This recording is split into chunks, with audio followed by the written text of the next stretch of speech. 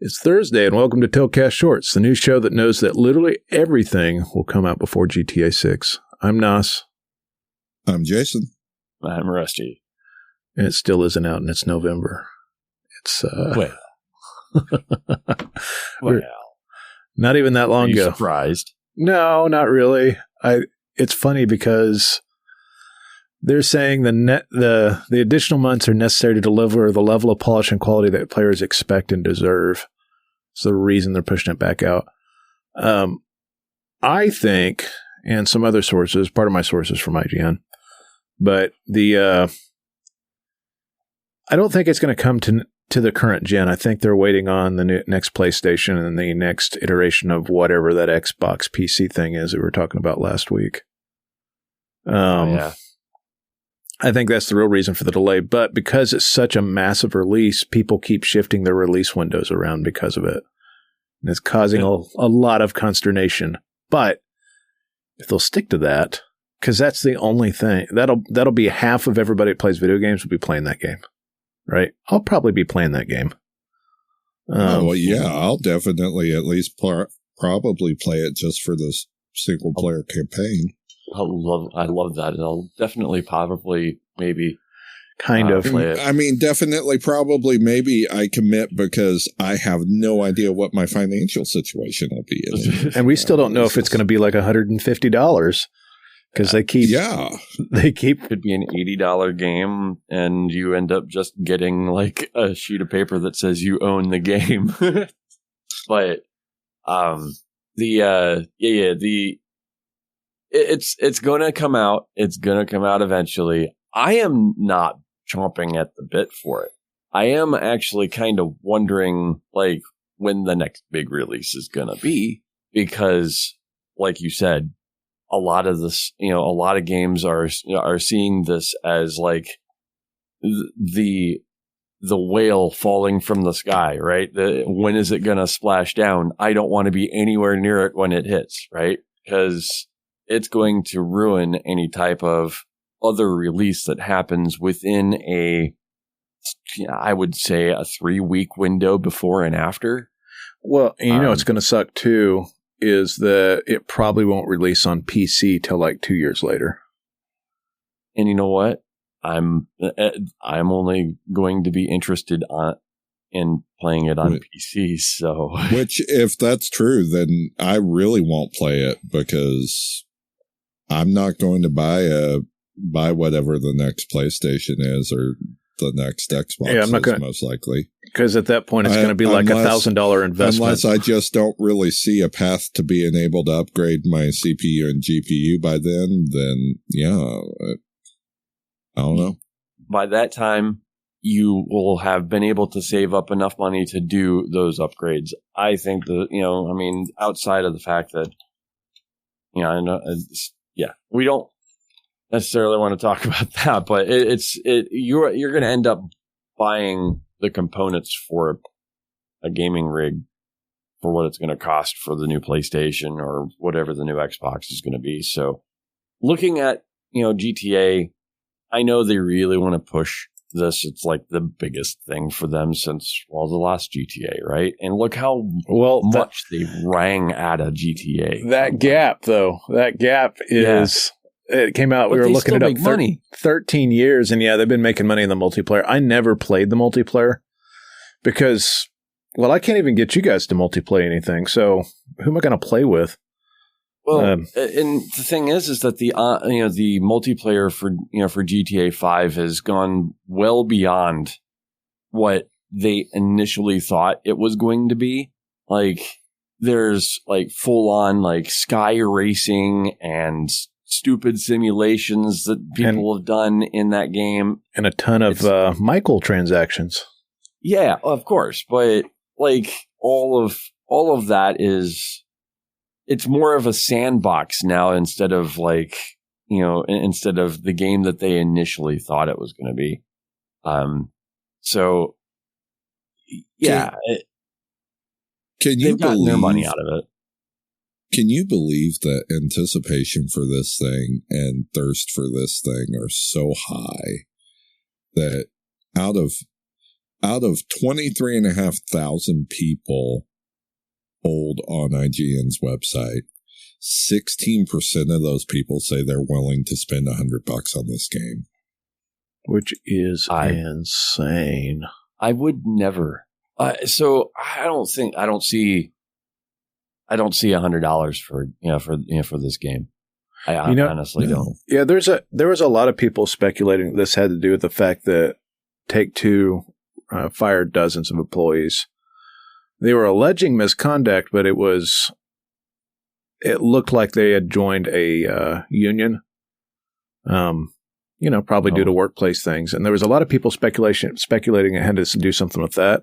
I really think that, yeah, it could be a lack of employees, but if you're going to release a game this massive, it might as well be a launch release for new consoles to help push the sales of new consoles. And I'd imagine that it's something like that. And then I'm also imagining that I don't think this is going to be $80. I think that they're going to get away with $100 in this stupid game. I'm sure that there's different editions that's going to be up in the stupid range, right? Well, you know that the original GTA 5 is still selling and has sold over 220 million units. I've got a copy of it on Xbox and on PC.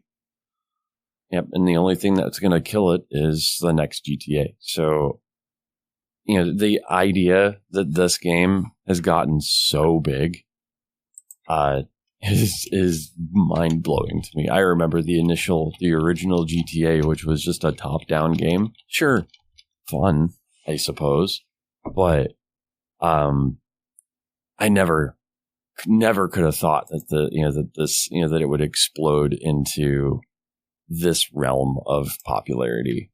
It's one of those things. Like, I never thought Fortnite would be as big as Fortnite is. It's one of those.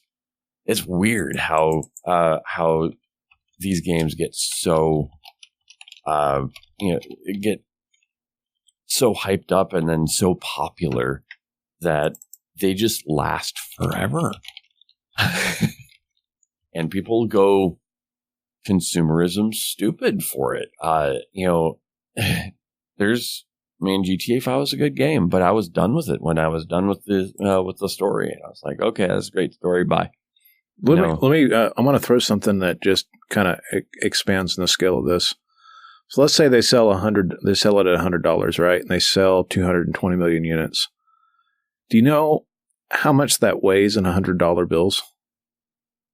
I mean, 485,000 pounds in $100 bills. That's the mountain of cash that'll be pushed by this game. I'll just take all of the weight that I lost in pounds in $100 bills, and I'd be happy. But yeah, that's. If it was $1 bills, it would weigh 48.5 million pounds. Oh my god! That's 24,250 tons. Okay. Well, let's just do it in discontinued pennies now. I'm not going to go there. It'd actually be heavier than all. That'd be the heaviest of the three by far. I think the penny's heavier than a bill. Oh, of course it is. But that's insane. It's insane. And Take-Two knows they can get away with it because everybody's curious, right? I'm just hoping it doesn't screw the standard up on cost of games. Like, I think a lot of people see that it might be worth it because of the amount of time of game you might get, right? But that's not always the case. Like, there's a game that just recently came out that's doing gangbusters. And I'm going to try it because it wasn't crazy expensive. I bought Arc Riders last night. I haven't tried it yet, but for $49.99. And yeah, that's substantially different. And then I bought the duck game. Oh, you did. Of course you did. Ghost of, what is it? Escape from Duckov. Escape from Duckov. Thank you very much. And yes. I bought that for $13. It's actually a really good game. Of course you did. And it's hard to, like, the amount of games I could get for $100 is pretty wide, right? And I just bring that up because it just seems like there's nobody talking that back on the developer side, right? Nobody's talking that back. They'll take everything they'll get. Yeah. I would assume they would probably push it to like $120, and I think they would get away with it.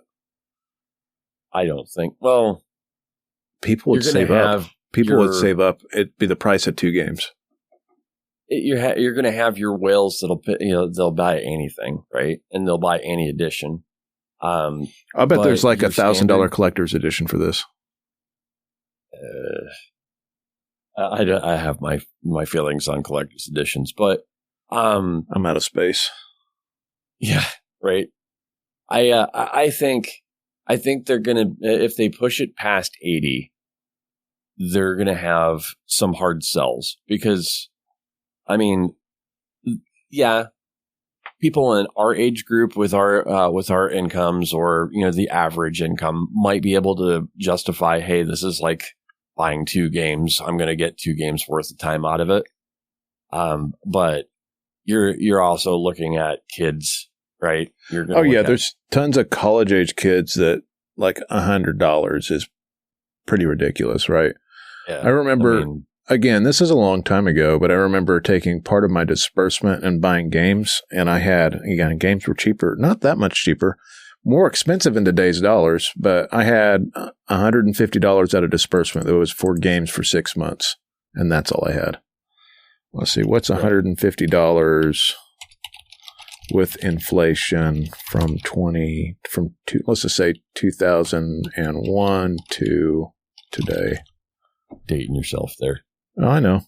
Yeah, so it'd be like having about $275. That's how much inflation has happened. Well, fuck.